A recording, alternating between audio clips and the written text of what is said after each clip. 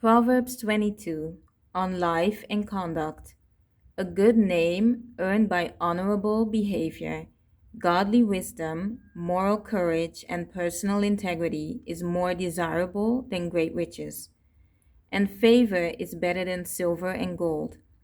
The rich and poor have a common bond. The Lord is the maker of them all. A prudent and far-sighted person sees the evil of sin and hides himself from it, but the naive continue on and are punished by suffering the consequences of sin. The reward of humility, that is, having a realistic view of one's importance and the reverent, worshipful fear of the Lord, is riches, honor, and life. Thorns and snares are in the way of the obstinate, for their lack of honor and their wrongdoing traps them. He who guards himself with godly wisdom will be far from them and avoid the consequences they suffer. Train up a child in the way he should go, teaching him to seek God's wisdom and will for his abilities and talents. Even when he is old, he will not depart from it. The rich rules over the poor, and the borrower is servant to the lender. He who sows injustice will reap a harvest of trouble, and the rod of his wrath with which he oppresses others will fail. He who is generous will be blessed, for he gives some of his food to the poor. Drive out the scoffer, and contention will go away. Even strife and dishonor will cease. He who loves purity of heart and whose speech is gracious will have the kings as his friend. The eyes of the Lord keep guard over knowledge and the one who has it, but he overthrows the words of the treacherous. The lazy one manufactures excuses and says, "There is a lion outside. I will be killed in the streets if I go out to work." The mouth of an immoral woman is a deep pit, deep and inescapable. He who is cursed by the Lord because of his adulterous sin will fall into it.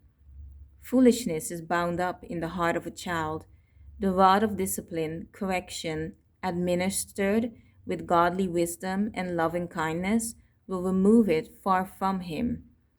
He who oppresses or exploits the poor to get more for himself, or who gives to the rich to gain influence and favor, will only come to poverty.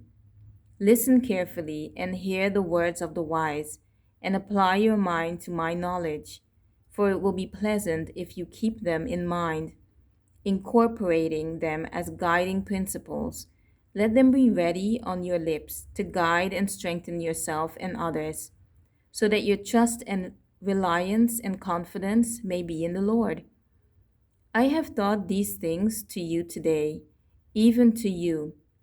Have I not written to you excellent things in counsels and knowledge, to let you know the certainty of the words of truth, that you may give a correct answer to him who sent you? Do not rob the poor because he is poor and defenseless, nor crush the afflicted by legal proceedings at the gate where the city court is held. For the Lord will plead their case and take the life of those who rob them. Do not even associate with a man given to angry outbursts, or go along with a hot-tempered man, or you will learn his undisciplined ways and get yourself trapped in a situation from which it is hard to escape. Do not be among those who give pledges involving themselves in others' finances, or among those who become guarantors for others' debts. If you have nothing with which to pay another's debt when he defaults, why should his creditor take your bed from under you? Do not move the ancient landmark at the boundary of the property, which your fathers have set. Do you see a man skillful and experienced in his work?